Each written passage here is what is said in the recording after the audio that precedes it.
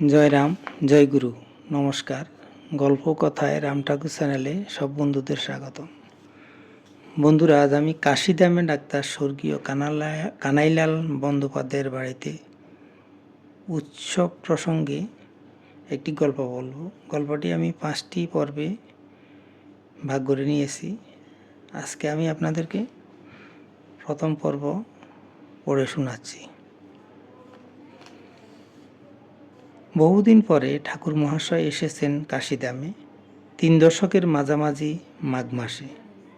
সংবাদ পেয়ে স্বর্গীয় ডাক্তার কানাইলাল বন্দ্যোপাধ্যায় এসে ঠাকুর মহাশয়কে প্রণাম করলেন। ঘরখানি নরনারীর ভিড়ে ঠাসা।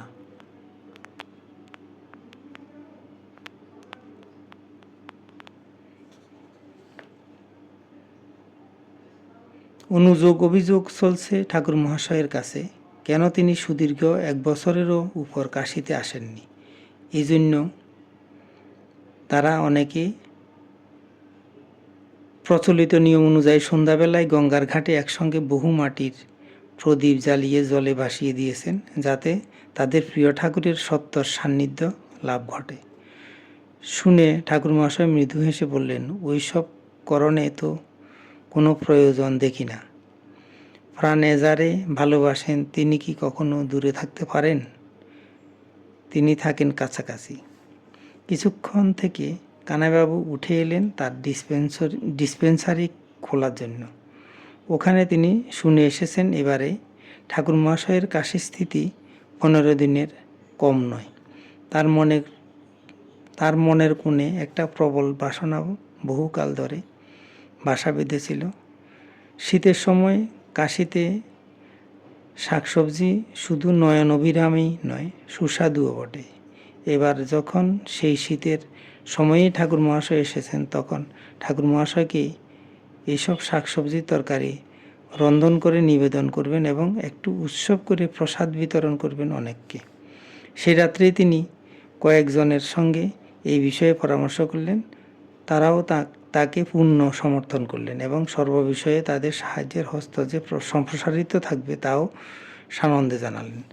পরের দিন স্বল্পবাসী কানাইবাবু মৃদুকম্পিত কণ্ঠে ঠাকুর মহাশয়কে জানালেন তার মনোগত অভিলাষ।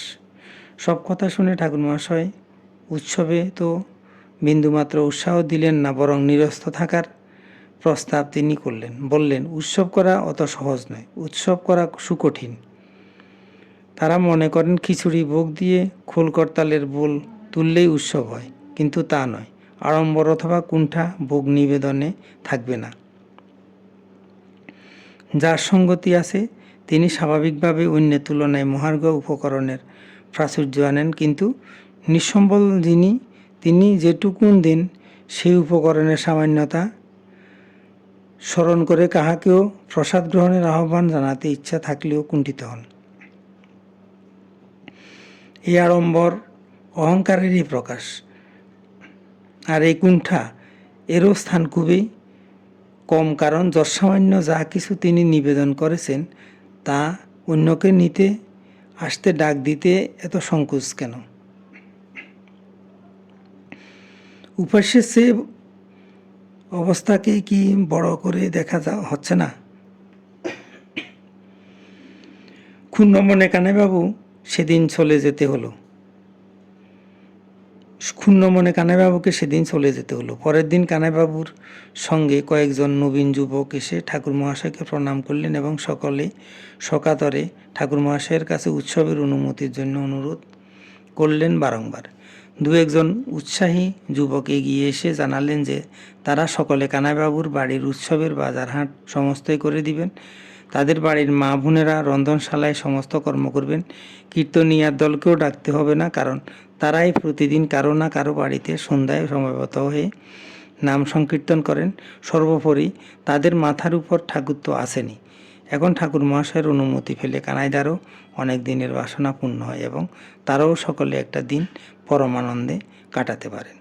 ঠাকুর মহাশয়ের মুখমণ্ডলে একটু নিমরাজি ছোঁয়াচ দেখে একটি সুচতুর যুবক আলোয়ানের ভিতর থেকে পঞ্জিকাখানা বার করে ঠাকুর মহাশয়ের হাতে তুলে দিয়ে বললেন, কোন তারিখে উৎসব হবে আপনি একটু বলে দেন। ঠাকুর মহাশয় কয়েকটা পাতা উল্টে একটা পাতার উপর অঙ্গুলি নির্দেশ করে বললেন, তবে এই তারিখেই করেন গিয়া। গড়খানি সহসা আনন্দ কলধ্বনিতে মুখরিত হয়ে উঠল। শান্ত হলে ঠাকুর মহাশয় বললেন, আপনারা সকলে একটু দেখবেন যাতে প্রসাদ সমভাবে বণ্টিত হয়। উচ্চ নিচ ভেদাভেদ রাখবেন না, উপস্থিত সকলকে সমভাবে আদর আপ্যায়ন করবেন। এটাই শুধু আপনাদের কাছে আমার অনুরোধ। বন্ধুরা, প্রথম পর্ব আজ এই পর্যন্তই। আগামী দিন আবার দ্বিতীয় পর্ব নিয়ে আপনাদের সাথে থাকব। এখন আমি শ্রী শ্রী ঠাকুরের বেদবাণী থেকে একটি বাণী পাঠ করে আপনাদেরকে শোনাচ্ছি। ঠাকুর বলেছেন, বিবাহ জন্ম মৃত্যু লোকের ভবিতব্য হইতে সম্বন্ধ হইয়া থাকে। যাহার যে ভাগ মিলন ঘটে ভবিতব্যই কর্তা জানিবে। যখন যাহা হইবে তাহার নিশ্চয় করিয়া ভবিতব্যই রাখিয়াছেন। সর্বতভাবে সত্যদেবের অধীন থাকিতে ভুলিবে না।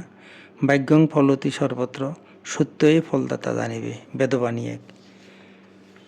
বন্ধুরা, আজ এই পর্যন্তই। আগামী দিন আবার শ্রী শ্রী ঠাকুর সম্পর্কে গল্প বাণী নিয়ে আপনাদের সাথে থাকব।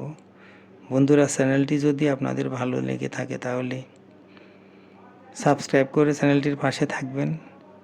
আর নতুন বন্ধু হলে সাবস্ক্রাইব করতে ভুলবেন না প্লিজ। আর যারা দেখছেন হয়তো অথচ সাবস্ক্রাইব করছেন না, তারা প্লিজ একটু সাবস্ক্রাইব করে দিবেন। আর বেশি বেশি করে লাইক শেয়ার কমেন্ট করবেন। ধন্যবাদ, ভালো থাকবেন। জয় গোবিন্দ, গুরু কৃপায় কেবলম।